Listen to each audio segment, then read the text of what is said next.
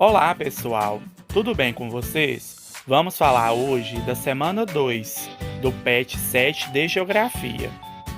Então, pessoal, o primeiro tópico do material didático de vocês vem falando sobre os fluxos populacionais no Brasil, onde os aspectos econômicos sempre impulsionaram as migrações internas aqui no Brasil. E durante os séculos, 17 e 18, a intensa busca por metais preciosos acabou desencadeando grandes fluxos migratórios, com destino a Goiás, Mato Grosso e principalmente aqui no nosso estado, Minas Gerais. Em seguida, a expansão do café nas cidades do interior paulista atraiu milhares de imigrantes, em especial os mineiros e nordestinos. No século XX, o modelo de produção capitalista criou espaços privilegiados para a instalação das indústrias no território brasileiro. Esse fato, provocou a centralização das atividades industriais na região Sudeste. Como consequência desse processo, milhares de brasileiros de todas as regiões se deslocaram para as cidades do Sudeste, principalmente para São Paulo. Então, pessoal, essa parte do texto vem falando que as migrações que ocorreram para a região sudeste, em especial para a cidade de São Paulo, deu a devida mecanização, a industrialização. Então, isso acabou provocando, atraindo milhares de pessoas para a cidade de São Paulo, na busca de melhores condições de vida, de salário, entre outros. Então, pessoal, outra consequência do atual modelo de produção é a migração da população rural para as cidades, fenômeno que é conhecido como êxodo rural.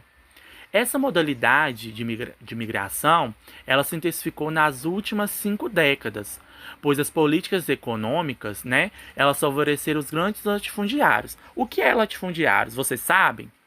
São propriedades rurais, que geralmente não há utilização ou exploração. Ou seja, são grandes extensões de terra que se pratica atividades sem grandes investimentos. Além também da mecanização das atividades agrícolas e substituição da mão de obra. Então, o que aconteceu nesse momento aí, que é chamado de êxodo rural, são as pessoas saindo do campo e indo para a cidade, procurando melhores condições de trabalho, de vida, qualidade de vida.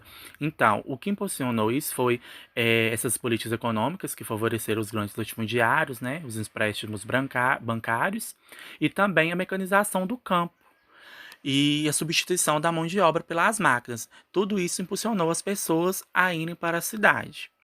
A região Sudeste, que historicamente recebeu o maior número de imigrantes, tem apresentado declínio na migração, consequência da estagnação econômica e do aumento do desemprego na região.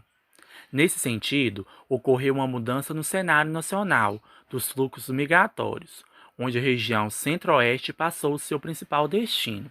Então, pessoal, devido ao desemprego, na região Sudeste e à estagnação econômica, muitas pessoas agora estão sendo atraídas para a região Centro-Oeste, onde passou a ser o principal destino agora das migrações dentro do país. Essa imagem que está aí no material didático de vocês representa muito bem o que estamos falando até o momento sobre o êxodo rural, onde vocês podem ver uma pessoa que está saindo do campo, na zona rural, e indo para a cidade, na procura de melhores condições de vida, de salário, de saúde, entre outros. Aí a frase abaixo explica: êxodo rural, modalidade de migração muito comum no Brasil. Aí, como vocês podem perceber, a região Sudeste é marcada historicamente por essas grandes migrações devido à industrialização, principalmente no estado de São Paulo, mas agora, devido ao desemprego, à estagnação econômica, esse cenário está mudando. As migrações estão sendo mais voltadas, para a região centro-oeste do país. Fala pessoal, vamos falar agora sobre os fatores que influenciam as mudanças nos fluxos migratórios internos. Na década de 70, houve um desenvolvimento econômico nas regiões Centro-Oeste e Norte. A região Centro-Oeste teve como principal fator a inauguração de Brasília e, posteriormente, o avanço do agronegócio. Já a região Norte passou a atrair bastante imigrantes a partir da abertura de estradas, como a Belém-Brasília e da criação da Zona Franca de Manaus. A desconcentração industrial que ocorreu a partir dos anos 90, com políticas de isenção de impostos, a doação de terrenos feita por estados e municípios, acabaram atraindo as empresas para diferentes regiões. Consequentemente, a ampliação da oferta de emprego nesses locais impulsionou o recebimento de imigrantes. Ou seja, as pessoas começaram a ir para diferentes lugares, a migrarem para diferentes regiões. Nas últimas décadas, a urbanização avançou pelo Brasil afora, o que proporcionou a melhoria na infraestrutura de transportes, de telecomunicações e de energia elétrica, favorecendo assim a geração de empregos em locais até então menos desenvolvidos. Essa se tornou a principal motivação para a migração, ou seja, a busca de melhores condições de vida, de trabalho. À medida que ocorreu a distribuição mais equilibrada dessas ofertas de trabalho, a busca por outros lugares para morar tende a cair. O Brasil em fluxo internacional. Antes de mais nada, temos que entender o que é imigração e o que é emigração. Imigração, entrada. Exemplo, a pessoa que chega no Brasil é chamada de imigrante. Emigrante, saída. Quem sai do Brasil é um emigrante. Então, quem chega aqui no Brasil é um imigrante e quem sai do Brasil é um emigrante. Migrações internacionais. Essas podem ocorrer por atração ou por repulsão. O que significa isso? Atração acontece quando as pessoas vivem em um país nas quais não há boa condição de vida e de trabalho. Então, elas são atraídas rumo a países desenvolvidos em busca de melhores condições de vida, né? A repulsão são migração onde o indivíduo deixa seu país devido a problemas políticos, perseguições, guerras, entre outros fatores. A saída de brasileiros para viver em outros países é um fenômeno recente. Isso aconteceu a partir da segunda metade do século XX, porque até então o Brasil era conhecido por apenas receber grande quantidade de imigrantes. E isso foi deixado por milhões de brasileiros que decidiram migrar para outros países. Isso acontece então nos anos 80, por causa da crise de 80. Então hoje vamos ter um fluxo muito grande, por causa da carga de globalização. A partir do século 20 e 21, esse processo intensificou. Já no século 19, início do século 20, o processo era o contrário. Pessoas vinham de lá para cá, Ao invés, agora acontece de muitos brasileiros sair para outros países, E são vários fatores responsáveis pelo aumento de brasileiros residindo fora do Brasil, O principal motivo é a crise econômica. As pessoas mudam de país porque elas querem uma vida melhor, então elas vão usufruir, de direitos econômicos em outros países. Vai ter pessoas saindo do Brasil, indo para países ricos, Esses países, na maioria das vezes, são Estados Unidos, Itália, Alemanha, Japão. E, ao contrário, pessoas que vêm para o Brasil, elas vêm de países mais pobres, como o Haiti, a Venezuela.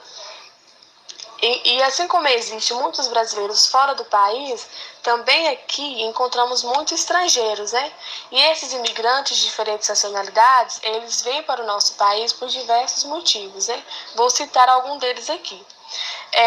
Muitos vêm por conflitos políticos, étnicos ou religiosos, oportunidades de trabalho, busca por melhores condições de vida, Atualmente, um grande fluxo de imigração internacional é a saída de pessoas, dos países periféricos para os países centrais, países mais ricos, em busca de melhores condições de vida, como oportunidade de emprego, educação, maior segurança e estabilidade.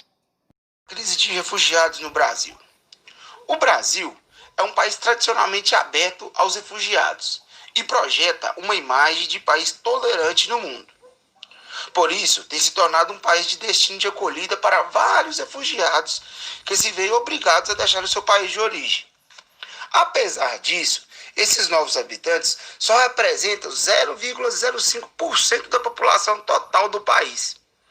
Segundo dados do IPEA, que é o Instituto de Pesquisa Econômica Aplicada, publicado em 2017, os maiores contingentes de solicitantes de asilo no Brasil são, olha pelo o quadro aí, pessoal, os sírios, com 22,7% desse total, os angolanos, com 14%, colombianos, com 10,9%, congoleses, com 10,4% e libaneses, com 5,1%. A crise econômica e social na Venezuela fez a população daquele país buscar a vida nos países vizinhos. E adivinhe qual foi o maior que procura? É isso aí, galera, é o Brasil mesmo. Segundo dados da Organização Internacional para Migrações, o OIM, a Agência das Nações Unidas para Migrações, revelam que o Brasil recebeu cerca de 30 mil venezuelanos dos anos 2015 até 2018. Grande parte dos venezuelanos não são considerados refugiados, e sim imigrantes. Aproximadamente 8.231 venezuelanos pediram asilo no ano de 2017, conforme o Ministério da Justiça. Como o Brasil atravessa sua própria crise política, econômica e social, teme-se que a xenofobia cresça no país. Xenofobia, galera, significa o quê? Aquela aversão, aquela desconfiança de não aceitar uma pessoa que não é do seu país, não é natural da sua origem, que tem costumes, hábitos, crenças e cultura diferentes. Isso quer dizer xenofobia. Você tem uma aversão a quem vem de fora do seu país. Correto? Fiquem ligados, pessoal, que esse foi o resuminho da segunda semana do PET 7. Despertados e continuamos na próxima semana. Um abraço.